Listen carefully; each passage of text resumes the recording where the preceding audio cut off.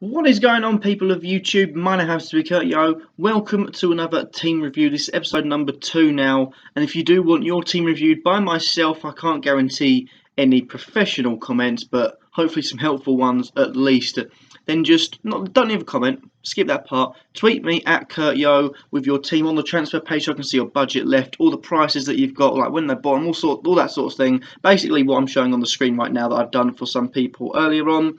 And then I'll hopefully get round to your team in the end. And if you are close to the front of the queue, then wait, because the transfer period's coming up. You get another wild card, so you can make all the transfers you want. But today I'm doing at Jack Kearns KK, I believe that is correct. He sent me in his team. I'm just going to be reviewing it all and seeing where I would change things. First of all, I'll say the players. I'll just go one by one. I've changed it a bit because I said I'd get rid of some players and add some players in. But I realised I'm going to change it about so I've got like for like changes. So around the same sort of budget. I've seen how much. I think you've got about 5 million-ish from what I've gathered left. So I'll be doing like for like. As I go through a position, let's say I want to change Mahrez, I'll give you a price comparison for him. Of course, you don't want to be changing Mahrez. But De Gea in goal and Guzan in goal. For me, I would be changing both of them when the wildcard comes up again. Because De Gea, 5.7 million, United are doing awful at the moment.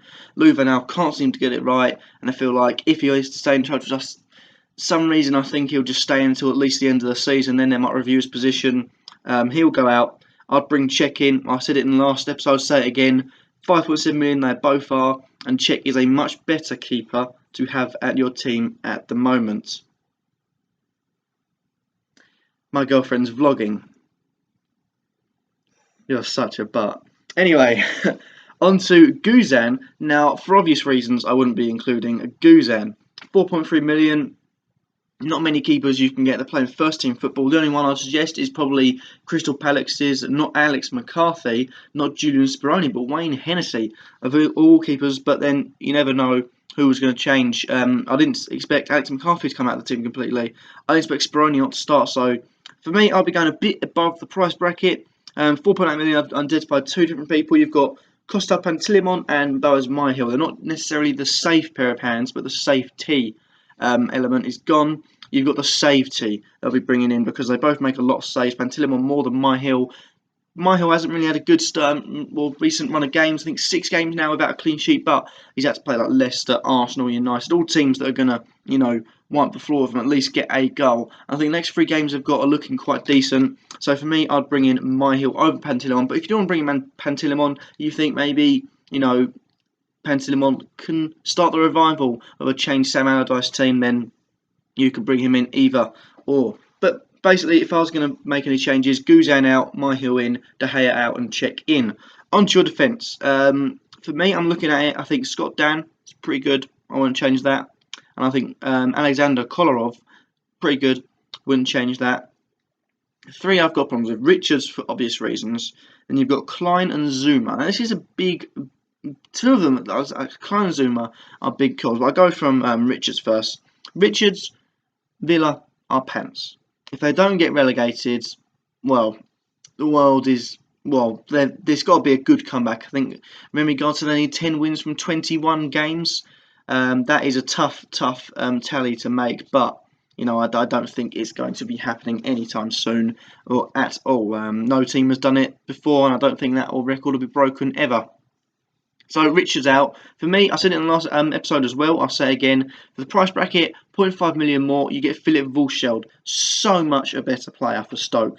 He's managing that centre half position pretty well. Whether he'll come out for Ryan Shawcross, who knows? But I think Shawcrunch and Vulsheld is definitely the one to have. Been playing most of the time this season.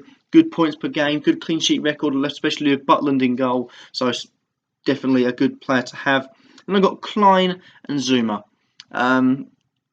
They're tough ones. Zuma, especially because now Mourinho's gone, you've got Gus Hiddink coming in. I believe that is who is coming in. And I'm not sure on either of them. But I do have 2 changes I'd make. And rather surprisingly, they're both Spurs players. First of all, I'd bring in Carl Walker, 5.1 million for either or, any of them.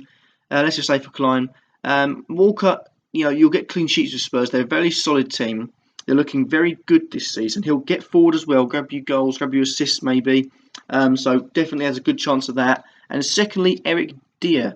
Or Dyer. I'm going to call him Eric Dyer. It seems to change every week, depending on what commentator you listen to. Eric Dyer, for simple reason, again, building from the back, they're very solid. Pochettino has a good philosophy of defending and also attacking as well. Counter-attacking a lot of it. Defending is also very strong in his teams.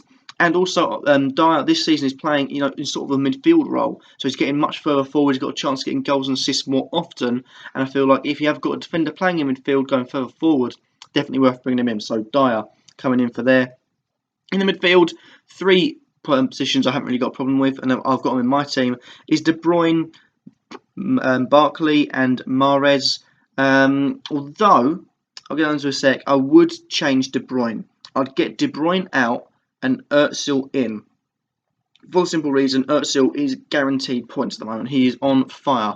15 assists and 2 goals in 17 league games is an astronomical figure. Only beaten by a few. I think Vardy, Mahrez, Igalo, maybe Lukaku, maybe have got a better, goals and assists per game, or goals and assists, combined per game. Özil's got 1 per game currently this season. So bring him in. Next up, I'll be getting rid of Lingard. I don't think, having a Manchester United player at all at the moment is a safe option. And just a 0.6 million more, which is quite surprising for me, is Mark Albrighton. Now, he hasn't got a attacker in, he hasn't got a Jamie Vardy in attack, so that's, allowed you to bring in another Leicester player. And I think Albrighton could be a decent player, because he's grabbing quite a few assists. I believe he's got 7 so far this season and a goal.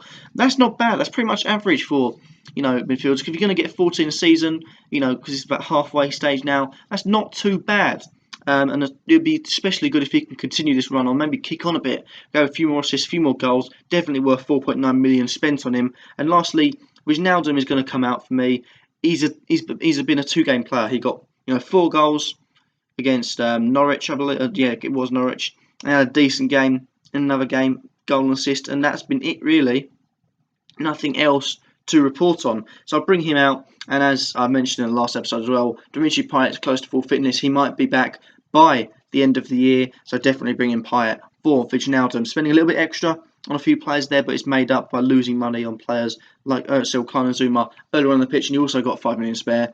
And I really wouldn't have any changes to make in the attack. The only thing I could say is Giroud or Kane out, and if Aguero gets fit and start firing again, you've got that extra bit of money, that extra, bit of dosh in the bank to go and press on, and get Aguero. If I was going to say anything, I'd say probably Giroud, because he can fall out of favour quick, he can go missing, whereas Kane is probably the only striker they've got except Clinton and G. Son can play out there, but I don't think he'll dethrone Kane, so Kane's got guaranteed starting place. Giroud, however, hasn't. But there we go, everyone. Thank you guys for watching. Remember, if you do want your teams to be reviewed like this video has done, then don't leave a comment. You can leave a like and you can leave a comment, I suppose. But tweet me at Kurtyoy and send me your team on the transfers page so I know how much money you've got left. It makes it easier for the whole process. But thank you guys for watching. Nonetheless, if you like this video, then leave a like, let me think in the comments down below, and subscribe if you feel like I'm worthy. And I'll catch you on episode number 3 of Team Reviews. Peace.